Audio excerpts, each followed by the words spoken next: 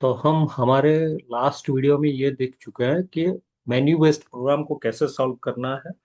और यहाँ पे हम वैलिडेशन डाले थे। मतलब अगर यूजर जो चॉइस है उसके बाहर अगर डालेगा तो क्या होगा, अगर सेकंड नंबर जीरो होगा तो क्या होगा। तो आपको मालूम चल चुका है कि वैलिडेशन कैसे डालना है। तो वैलिडेशन डालने का इंटेंशन क्या है? वैलिडेशन डालने का इंटेंशन ये है कि आपका प्रोग्राम जो भी आप लिख रहे हैं, अगर कोई रॉन्ग इनपुट प्रोवाइड कर रहा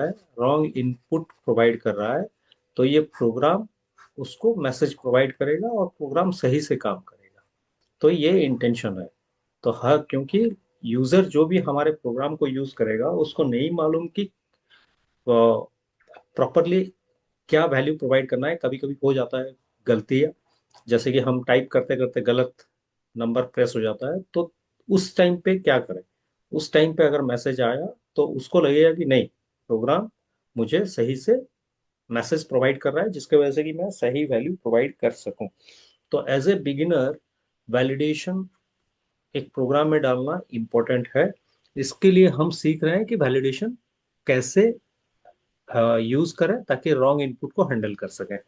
तो इसके लिए आज एक क्वेश्चन मैं आपको प्रोवाइड कर रहा हूँ जिसका कि वैलिडेशन आपको डिसाइड करना है और उस वैलिडेशन के हिसाब से आपको प्रोग्राम लिखना है। तो आज खाली क्वेश्चन रहेगा और वैलिडेशन आपको बताया जाएगा। उस वैलिडेशन के बेसिस पे आप प्रोग्राम लिख सकते हैं या आप चाहो तो कुछ एक्स्ट्रा वैलिडेशन ऐड कर सकते हैं। और इस क्वेश्चन का आंसर आपको मिलेगा नेक्स्ट वीडियो में। ठीक है। तो क्वेश्चन हम ऑलरेडी कर चुके हैं जो कि है right a program to accept a students roll number, name and three subjects mark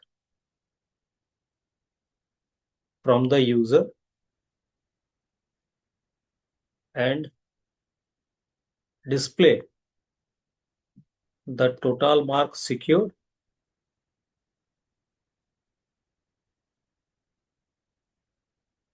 and percentage of marks obtained, assuming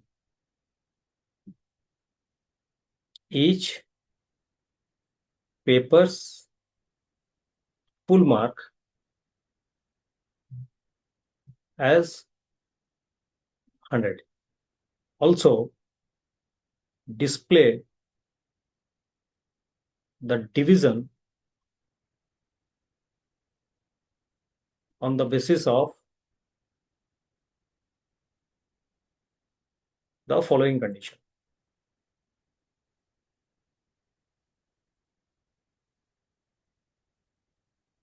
ठीक है। तो कंडीशन क्या है? Percentage greater than equal to अगर 60 है तो होना चाहिए फर्स्ट डिवीजन। अगर percentage greater than equal to 50 होगा तो होगा सेकंड डिवीजन। अगर percentage greater than equal to 35 है तो होगा थर्ड डिवीजन।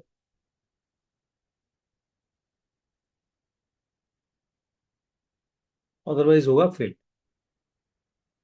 ठीक है। Otherwise fail. ठीक है। तो यहाँ पे ये प्रोग्राम हम ऑलरेडी कर चुके हैं और इस प्रोग्राम को हम सही से आंसर भी किए, लेकिन उस टाइम पे वैलिडेशन नहीं डाले थे। तो अब वैलिडेशन डालने के लिए ट्राई करते हैं। क्या वैलिडेशन होना चाहिए? नेम जो है, नेम ऑलवेज कंटेन अल्फाबेट्स। तो नेम हमेशा अल्फाबेट्स होना चाहिए। और मेरे हिसाब से आप इसको अभी सॉल्व नहीं कर पाएंगे। तो इसके लिए हम यहाँ पे एज्यूम करेंगे कि यूजर जो भी अल्फाबेट्स जो भी नाम एंटर करेगा वो खाली अल्फाबेट्स में रहेगा। ठीक है। क्योंकि अभी इसको हैंडल करने के लिए आपको एक नया टॉपिक पढ़ना होगा जिसका नाम है लूप, और उसके साथ साथ और एक टॉपिक पढ़ना होगा जिसका नाम है स्ट्रिंग।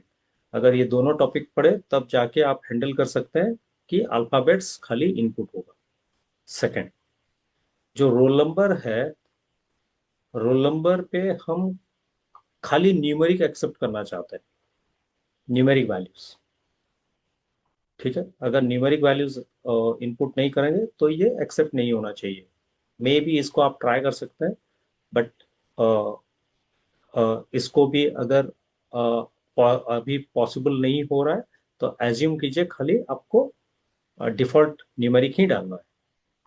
ठीक है, इसको आगे हम सॉल्व कर पाएंगे जब हम लूप या स्ट्रिंग या जो भी कॉन्सेप्ट पढ़ेंगे उसमें हो जाएगा। तीन, इंपॉर्टेंट ये है यहाँ पे, जो मार्क आप एंटर करेंगे हर सब्जेक्ट का, हर सब्जेक्ट का मार्क आप जब भी एंटर करेंगे, आपको मेनली कितना सब्जेक्ट का मार्क लेना है? 3 सब्जेक्ट्स का मार्क लेना है। और जब भी 3 सब्जेक्ट्स का मार्क लेना है, ये मार्क हमेशा ग्रेटर देन इक्वल टू 0 होना चाहिए और लेस देन इक्वल टू 100 होना चाहिए।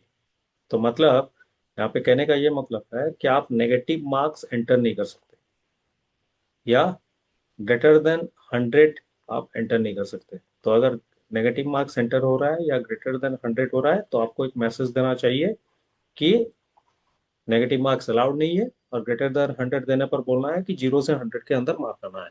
सो तो ये एक वैलिडेशन है। तो अगर हम मार्क्स को वैलिडेशन में डाल देते हैं, तब क्या होगा, आपका टोटल जो भी है वो हमेशा 0 से 300 के अंदर ही रहेगा।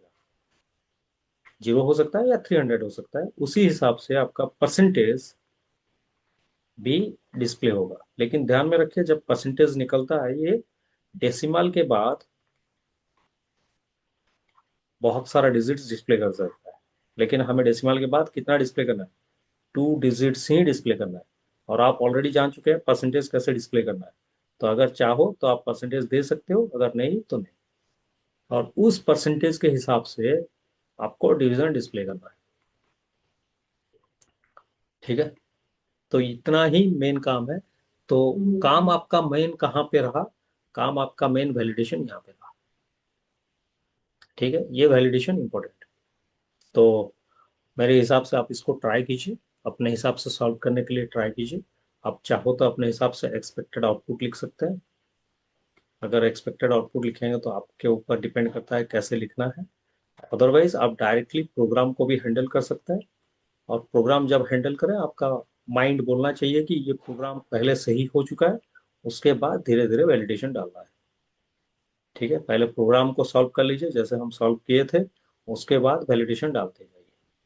ठीक है, नेक्स्ट यहाँ पे एक प्रोसेस ये है कि आप 3 सब्जेक्ट्स का मार्क जब भी एक्सेप्ट करें, तो पहला सब्जेक्ट एक्सेप्ट कर रहे हैं, सेकेंड सब्जेक्ट एक्सेप्ट कर रहे हैं, थर्ड सब्जेक्ट एक्सेप्ट कर रहे हैं। तो हर सब्जेक्ट एक्सेप्ट करने के बाद आप मैसेज दे सकते हैं, या तीनों सब्जेक्ट एक्सेप्ट करने के बाद आप मैसेज डाल सकते हैं। वैलिडेशन जो भी है, सपोज मैं फर्स्ट सब्जेक्ट एंटर किया, यहाँ पे मैं एंटर कर दिया -5, तो यहाँ पे बोलना चाहिए कि आपको नेगेटिव मार्क्स डालना ही नहीं है। या पूरा मेंशन कर सकते हैं, फर्स्ट सब्जेक्ट नेगेटिव नहीं हो सकता या सेकंड सब्जेक्ट नेगेटिव नहीं हो सकता, मार्क एंटर करने पर ही बताना चाहिए। लेकिन ये प्रोग्राम क्या होगा, एक ही बार में बंद हो जाना चाहिए। अगर गलत दे रहे हैं तो एक ही बार में बंद हो जाना चाहिए। तो अगर आप उसको कर सकते हैं तो बहुत बढ़िया, अगर नहीं तो नेक्स्ट वीडियो देखिए, आपको वहां पे आंसर मिल जाएगा कैसे उसको बंद करना है। ठीक है, तो खुद से ट्राई कीजिए। नेक्स्ट वीडियो में फिर मिलते हैं।